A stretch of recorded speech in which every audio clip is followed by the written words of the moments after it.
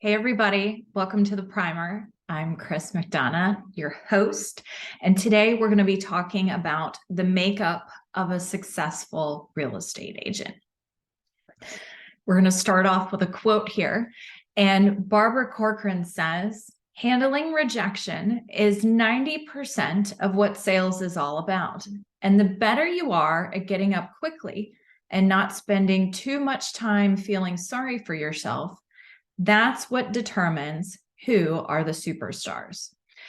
And what I think she's talking about here is resilience. And resilience is the ability to bounce back after a failure and come back even stronger than you were before. Like most things, resilience isn't something that you were born with. It's a learned behavior or skill. So if you're bringing your focus to this and you're actively working on it, your resilience can grow and strengthen like any other activity that you practice often. So what do we do to work on our resilience so that we can become very successful, not only in real estate, but in our lives as a whole? First, you need to understand yourself and your unique personality. This isn't about being someone that you're not. This is about understanding who you are and figuring out how to get that person to be as successful as possible. To have the ability to truly be yourself is a form of freedom. And unfortunately, there are a lot of folks out there that are just unable to do that. If you can actively practice being authentic, genuine, and cultivating who you are, it's going to put other people at ease and allow them to feel like they can be their true selves when they're interacting with you. And this is going to be something that's going to naturally attract more people and clients to you. So one of the first steps to building resiliency is to recognize your cognitive distortions and confront them head on. Now, a cognitive distortion is a story that we tell ourselves that isn't reality. Our emotions are created by language. So the distorted things that we tell ourselves on a regular basis actually become true. And this is something that can be really exciting or terrifying, depending on the types of stories that you're telling yourself. Our brains have no way to differentiate these stories that we tell ourselves from actual reality. So if you're saying to yourself, oh, I can't do anything right, then that becomes true. Your brain believes this, and it will help you to collect evidence to support this skewed belief of yours. So instead, why not tell yourself, I'm really good at this. Opportunities are always coming my way. I'm a confident, successful person. So if that's, you don't have to say that verbatim, but if that's the type of language that you're using yourself, then your brain's going to collect evidence to support that reality instead. So do a self-check and take a look at your inner dialogue and what's going on. Have you ever had someone not call or text you back, and then you make up some crazy story about why they aren't doing it? And then you get yourself wound up, and then they finally respond, and all of that stress and worry was for no reason? That was a cognitive distortion. So for example, if you're saying, this agent isn't calling me back because they have bad news, or they hate me, or I did something wrong, or they're going to reject this offer, which means I advised my clients wrong and I'm a bad agent, and so on and so forth. Stop doing that. You're making up stories, and then you're believing those stories to be true. And that's not fair. You're putting yourself at a disadvantage. No one told you that. You don't have evidence for these things. So when you're telling yourselves these things, check and say, who told me that? And if the answer is no one, then you've made up a story. Now, we all do this to some degree. And if it's something that you struggle with, unfortunately, there's not one magic thing that I can say to get you to change the way that you speak to yourself or about yourself to others. It's going to take some inner exploration, some work, and you have to be the one to do it. And you're going to have to do the work to get it to stop. And that may mean sitting with some pretty uncomfortable feelings until you figure it out. You can't ignore negative thinking and it goes away. You have to dig deep and really, truly consider Why is it that I'm telling myself these things? If you give yourself some grace and some gray area to operate in, that's one step towards edging it out. It's not, I'm either perfect or I'm a failure. There's middle ground there. Give yourself a break. Less than perfect can still be pretty damn good. When you find yourself having one of these cognitive distortions, or said another way, spiraling negative thoughts, here are some easy ways to quickly get out of that frame of mind. So your first step here is to recognize that you're doing it. And the more you practice this, the faster you can recognize the path that you're about to go down.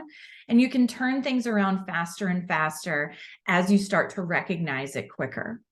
Your second step is to take 3 to 10 deep breaths, depending on how upset you are. So if you are at the complete end of distraught, you're going to want to go for 10 deep breaths. If you're a little irritated, 3 will probably do you good. So these deep breaths you're going to take, this is going to reset your amygdala, which is the fear center of your brain. And it sounds really oversimplistic, but those deep breaths are going to do wonders for you. So our first step, recognize that you're doing it. Second step, we're going to take some deep breaths to reset our amygdala, which is the fear center of our brain. Third, acknowledge how you're feeling. Name it. Think directly about it. I am feeling angry. I'm feeling scared. I'm feeling upset. Write it down on a scrap of paper and get it out of your head and get it out of your body.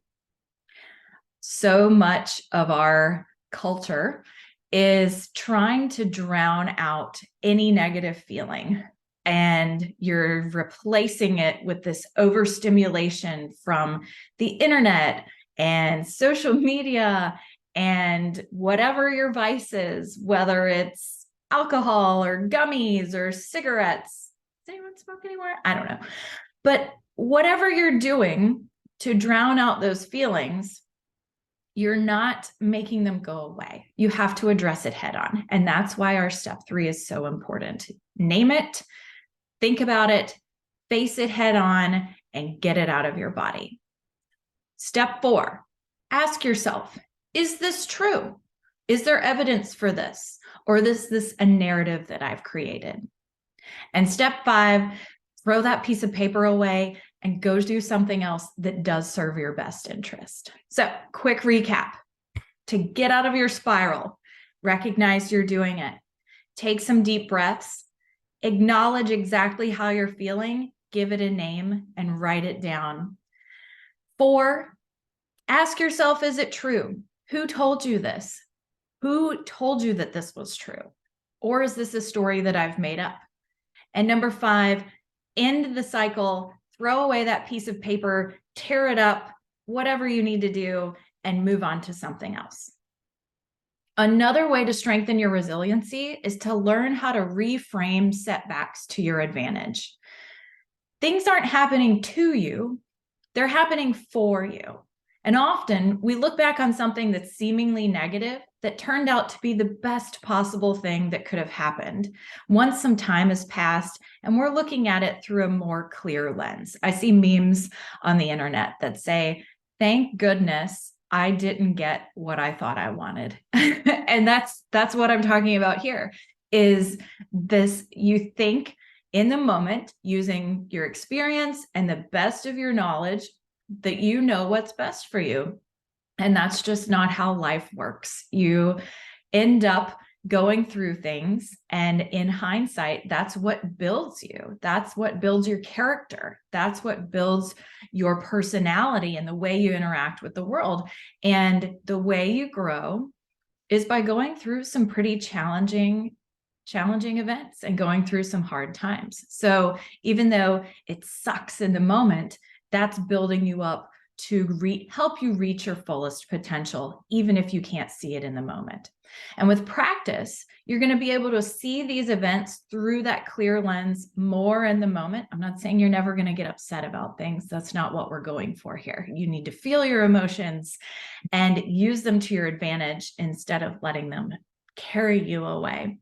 But the more you think about things and you slow down in the moment, you're not going to have to wait years to see the positive in the events that are happening. Tony Robbins talks about this sometimes, and he says, when you consider what's funny about this situation, is it going to matter in a week? Is this going to matter to me in 5 years? Giving yourself that perspective check in the moment will help you on your path to seeing those positive things, even when things are a little bit sticky. So think clearly about why you think this is bad in the first place. What is it that you think will happen? Is there something to uncover there that you need to explore or work on? Why are you so fearful and resistant to what's going on? Great questions to ask yourself as you build a practice of this. Is there a way that this could turn out to be a positive event someday? What can I do to make this positive scenario happen? And how do I turn this into a good thing so that I can celebrate this one day? And once you're out of your head, move back to your checklist of priorities that you've made for your day. Because having a plan for your day or a prioritized list for your week, that's going to give you a place to return to once you find yourself off track, which also allows you to bounce back faster. Now, don't laugh when I say this, but building a healthy prospecting habit is also going to help you build resiliency. It's easier to bounce back from a client looking to go in a different direction when your pipeline's full and there are others to channel your energy towards. So if you build a healthy prospecting practice, so you always have plenty of potential clients to reach out to and existing clients to love on, you're going to view your work from a place of abundance instead of a place of scarcity. And you're not going to take it so hard or even personally when someone decides to move on or that a deal fell through. Another way to build your resiliency is to find motivation for your work that's outside of money. Having a driver that isn't money is going to help you be resilient. Why are you doing what you're doing? What pushes you to operate in this chaotic, stressful, ever-changing industry? A friend of mine views his work as helper first, realtor second. He has it in his email signature. He says it out loud regularly. And this motivating core belief pushes him. And also it seeps through into everything that he does. It's there in the way he talks to his clients. It's in the way he handles his transactions, the way he writes about his work on social media, everything. So having a really strong and clear motivator is going to help keep you going.